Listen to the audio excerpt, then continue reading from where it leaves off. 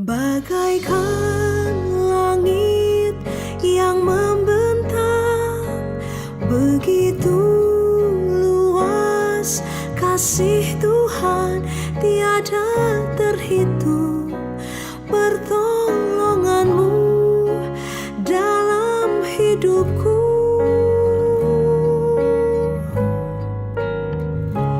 bagaikan dalamnya samudra, begitu dalam kasih Tuhan tiada terhitung. Kasih anugerah Allah yang merubah hidup. Kalau saya lihat dari firman ini, saya ambilnya poinnya ya. Di sini di ayat 24. Aku berkata kepadamu, sesungguhnya jikalau biji gandum ini tidak jatuh ke dalam tanah dan mati, ia tetap satu biji saja. Tetapi jika ia mati, ia akan menghasilkan banyak buah. Jadi kita berbicara di dalam ini tetap berbicara tentang kematian Yesus Kristus. Ini luar biasa kalau saya ingin menyatakan persiapan saya, bukan hanya saya ya, semua hamba-hamba Tuhan di dalam bulan Maret April ini luar biasa. Tantangan dalam kehidupan setiap hamba-hamba Tuhan di bulan ini itu yang luar biasa. Dan itu juga bukan hanya dari hamba Tuhan, saya rasa semua kita mengalami, dan mungkin pastinya jemaat di sini juga merasakan hal yang sama. Kita memasuki masa-masa penderitaan yang luar biasa kalau kita mendengar cerita Tuhan Yesus, ya. Bagaimana Dia disalibkan, bagaimana semuanya itu dikerjakan hanya untuk kasihnya kepada saudara dan saya. Kita berbicara ini di dalam perikop ini adalah berjalan di dalam kasih karunia Tuhan. Sehingga ketika kita berjalan di dalam kasih karunia Tuhan, firman Tuhan katakan apa? Ini akan mengubah kehidupan saudara dan saya. Di sini dibilang kalau biji gandum ini tidak jatuh, ya kan? Dia tidak akan bertumbuh menjadi banyak. Kalau Tuhan Yesus tidak tersalib di sana, tidak mungkin kita ada, tidak mungkin kita menerima janji Tuhan tentang keselamatan bagi saudara dan saya. Kematiannya di kayu salib itu apa? Memperdamaikan saudara dan saya dengan Allah Bapa di surga. Sehingga kalau kita melihat kehidupan yang Tuhan Yesus nyatakan, kasihnya itu tidak pernah berkesudahan buat saudara dan saya. Tidak pernah berhenti. Kasih yang terus memberi dan memberi kepada saudara dan saya. Bahkan Dia berikan, Allah Bapa katakan apa? Aku memberikan anakku yang kukasihi, satu-satunya anaknya yang Dia berikan. Untuk apa? Hanya untuk menebus kesalahan kita semua. Seharusnya dosa-dosa itu tidak ditimpakan kepada anaknya ini. Itu menjadi beban kita. Tetapi karena kasihnya, Dia menyerahkan anaknya yang tunggal untuk mati bagi kita semuanya. Semua karena kasih. Kalau dikatakan di sini kasih anugerah Yesus Kristus yang dapat mengubah kehidupan saudara, ya kan? Kalau kita ibaratnya kasih ini, apa sih sebenarnya arti sesungguhnya daripada kasih anugerah ini? Kasih yang Tuhan berikan secara cuma-cuma kepada saudara dan saya. Anugerahnya yang tidak terbayar, yang Dia sudah siapkan buat saudara dan saya. Sehingga kita harus apa? Meresponi kasih karunia ini. Kita tidak enak aja hidup, oh saya sudah ditebus, saya bisa hidup seenak-enak saya. Tidak. Kita harus membayar semuanya ini. Membayar dengan apa? Kan sudah ada dalam firman Tuhan bahwa kita itu tidak ditebus dengan emas perak, enggak, tapi dengan darah Kristus yang sudah tertumpah. Nah, bagaimana kita mau membalas kehidupan ini sehingga kita boleh menerima kasih karunia Tuhan?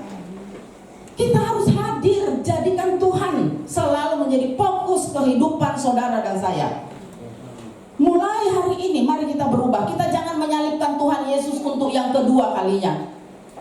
Firman Tuhan katakan burung di udara aja dalam Matius, burung di udara aja Dia pelihara, apalagi saudara dan saya yang diciptakan segambar dengan Dia.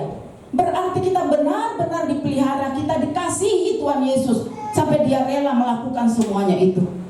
Sehingga ketika Tuhan bilang, ketika pada hari ini di dalam kehidupan saudara dan saya, kita sudah berkeluarga, punya suami, punya anak, punya istri, yang Tuhan minta agar kita menjalani kehidupan ini, merubah kehidupan yang tadinya kita tidak tahu, mungkin kita jauh dari Tuhan, ya kan? Yang Tuhan minta apa? Di dalam setiap hal kita percaya, kita melakukan itu bukan karena kekuatan saudara dan saya, tetapi ada kasih Tuhan, anugerah Tuhan yang memampukan saudara dan saya untuk melakukan. Itu tugas kita. Pelihara keluarga yang Tuhan sudah berikan. Sebagai seorang suami, pelihara keluargamu, jaga keluargamu, istri dan anak-anakmu. Cukupkan apa yang menjadi kebutuhan keluarga. Begitu juga dan seorang istri yang dikatakan istri sebagai apa? Pendamping yang sepadan yang Tuhan siapkan. Nah, ketika kita sudah menerima kasih dan anugerah Tuhan, lakukan itu di dalam kehidupan berumah tangga kalian.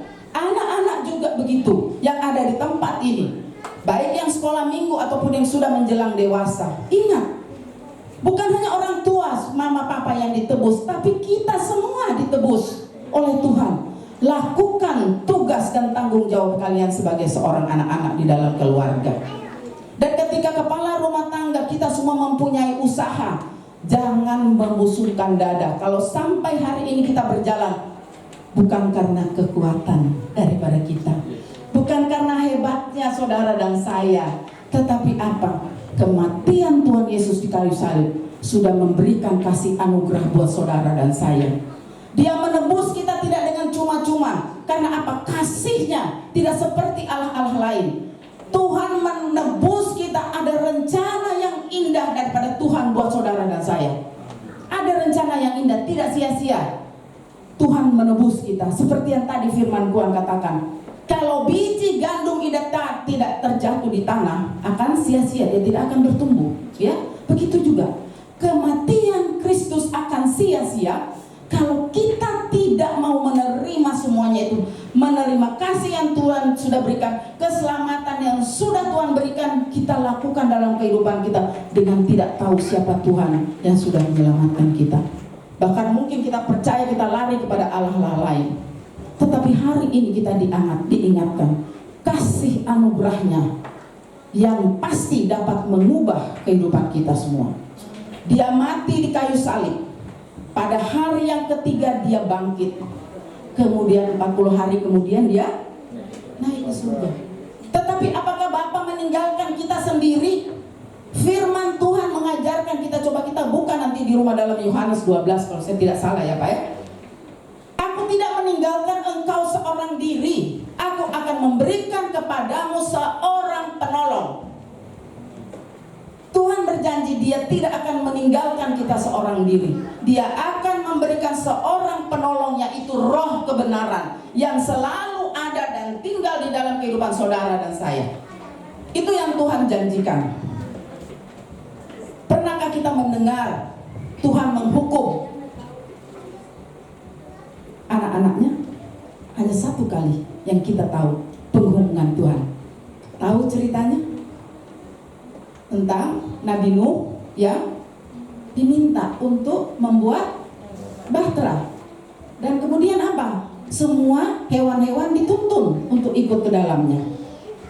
Terjadilah air bah. Yang selamat hanya Nabi Nuh dan binatang-binatang yang sudah dituntun. Tetapi kita lihat di Kejadian 8 ya. Waktu kita melihat waktu Nabi Nuh melepas burung merpati, hanya untuk mengetahui apakah sudah kering di tempat itu. Ternyata burung merpati itu menandakan balik ke sana, berarti ada kehidupan. Dan apa yang dilakukan Nabi Nuh? Dia menaikkan persembahan, ucapan syukur kepada Allah Bapa di surga. Dan apa yang terjadi ketika dia menaikkan ucapan syukur? Belas kasih Tuhan turun atas Nabi Nuh.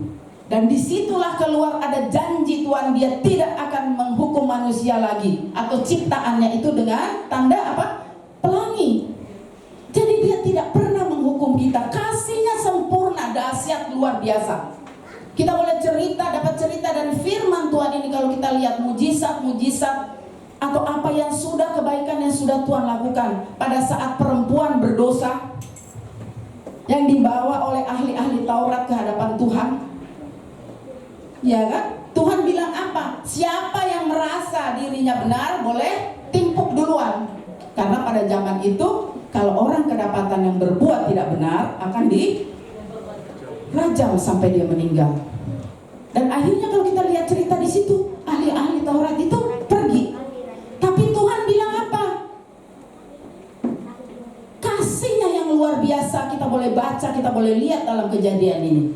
Dia hanya bilang kepada perempuan itu, aku juga tidak akan melempari kamu.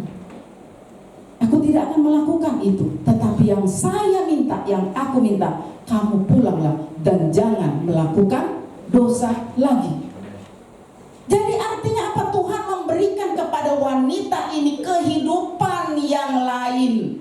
Kehidupan untuk berubah setelah yang dulu dia melakukan hal-hal yang tidak berkenan. Tetapi dia menerima kasih anugerah dari Tuhan yang merubah kehidupannya untuk apa? Melihat bahwa ada Kristus, ada Tuhan di dalam kehidupannya, sehingga dia boleh merubah kehidupannya untuk kembali percaya. Jadi ketika kita menerima Tuhan sebagai satu-satunya juru selamat yang hidup, Tuhan bilang apa? Aku akan memberikan keselamatan yang sempurna bagi saudara dan saya. Keselamatan itu tidak dengan sembarang diberikan oleh Tuhan. Ada satu catatan, Dia akan berikan kepada saudara dan saya ketika kita membuka hati kita menerima Tuhan di dalam setiap kehidupan saudara dan saya, melakukan hal-hal yang sesuai seturut dengan kehendak firman Tuhan, sehingga kita mau boleh meraih keselamatan, kehidupan kekal yang Tuhan sudah berikan kepada kita. Jadi kalau kita lihat cerita dari ini, Tuhan Yesus mati, bangkit, naik ke surga. Dia tidak meninggalkan kita. Karena apa? Kasihnya tetap begitu besar. Dia berikan seorang penolong. Bahkan lebih daripada itu, ada kuasa yang Tuhan berikan buat saudara dan saya.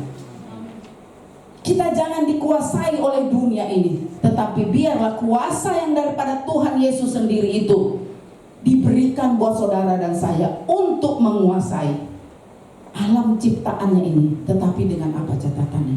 Kita berjalan bersama-sama dengan Tuhan. Kita ingat mungkin satu cerita, bagaimana ketika seorang anak yang pergi, yang akhirnya dia kembali. Dia meninggalkan keluarganya, papanya hanya meminta apa? Karena dia mau hidup senang di sana. Dia meminta hak waris daripada dia. Padahal orang tuanya, papanya masih ada, ya. Akhirnya papanya berikan juga. Tetapi bagaimana perjalanan anak muda ini? Apakah dia menemukan kebahagiaan? Ini menjadi pelajaran buat saudara dan saya. Ketika kita tidak berjalan di dalam kebenaran firman Tuhan, ketika kita mendukakan hati orang tua kita, keluarga kita, Tuhan Yesus sendiri, kita akan merasakan semuanya. Ada firman Tuhan yang mengatakan, apa yang kau tabur, itu akan kau tuai. Dia menghabiskan uangnya ke sana kemari, akhirnya dia pulang. Dia tidak punya apa-apa lagi. Dia hanya memakan, bahkan sampai yang hina pun dia makan makanan babi itu. Karena dia teringat, seandainya saya ada di rumah orang tua saya tidak merasakan ini. Tapi apa yang dilakukan?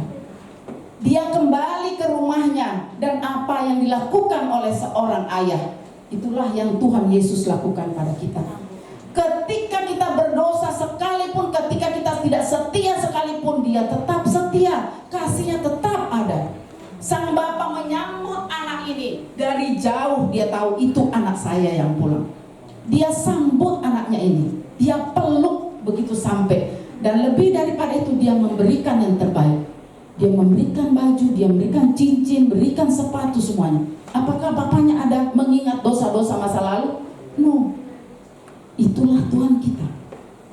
Dia tidak mengingat dosa kita. Yang ketika kita tidak setia sekalipun, kita mengkhianati Dia sekalipun, aku tetap mengasihimu, aku tetap sayang. Itu yang luar biasa. Mari kita resapi di masa prapaskah ini. Sudahkah kita melakukan pertobatan yang sungguh-sungguh di dalam setiap kehidupan kita? Di tengah-tengah keluarga, suami, istri, Anak-anak, sudahkah itu kita lakukan? Kalau itu tidak lakukan, akan sia-sia kita menjalani masa prapaskah ini. Mari kita imani. Karena ketika kita ada di dalam tangan pemeliharaan Tuhan, tetap setia kita percaya kasih anugerah demi kehidupan kita yang tidak pernah berhenti dalam kehidupan saudara. Anugerahnya dari waktu ke waktu terus ada menyertai saudara dan saya. Sehingga karena kita percaya, kita taat, kita melihat ya dan amin akan semua kebenaran firman Tuhan, maka itu semua akan mengubah kehidupan saudara. Bukan mengubah kehidupan kita yang tidak sesuai dengan kebenaran firman Tuhan, tetapi Roh Kudus memampukan kita sehingga apa? Perubahan yang terjadi di dalam kehidupan saudara dan saya adalah perubahan yang positif, yang menyenangkan hati Tuhan, yang tidak menjadi batu sandungan di dalam kehidupan kita, tetapi kita boleh menjadi berkat. Karena itu tujuan Tuhan Yesus menghapus dosa-dosa kita, memberikan keselamatan kepada saudara dan saya. Kematian di kayu salib tujuannya apa? Agar kita hidup memuliakan Tuhan, dan setelah itu kita boleh menjadi berkat bagi orang di sekitar kita, sehingga melalui kehidupan saudara dan saya banyak jiwa yang boleh dimenangkan. Amin. Mari kita satu di dalam doa. Ya Allah Bapa yang bertata di dalam surga, terima kasih untuk kebenaran firman Tuhan yang boleh kami sampaikan, bahkan kami semua dengar pada siang hari ini. Kami percaya kasih anugerah Tuhan terus dan selalu ada bagi setiap anak-anak-Mu yang percaya dan berharap hanya kepada-Mu saja. Dan ajar kami Tuhan melalui Roh Kudus-Mu agar hidup kami terus mampu menjalaninya bersama-sama dengan Roh Kudus yang terus menyatakan di dalam kehidupan kami jalan-jalan kebenaran yang harus kami lalui, sehingga kami boleh mempersiapkan diri kami, mempersiapkan keluarga kami untuk menyambut hari Jumat Agung, bahkan mempersiapkan gereja kami dimanapun berada, sehingga kami sadar akan kasih setia Tuhan, pengorbanannya yang sudah mati bagi kami semua untuk keselamatan kami. Anugerah-Mu yang tidak dapat kami balas Tuhan, tetapi kami mau memberikan hidup kami sepenuhnya, seluruh hati kami hanya untuk kemuliaan nama Tuhan. Terima kasih Tuhan, di dalam nama anak-Mu kami sudah berdoa dan mengucap syukur. Amin.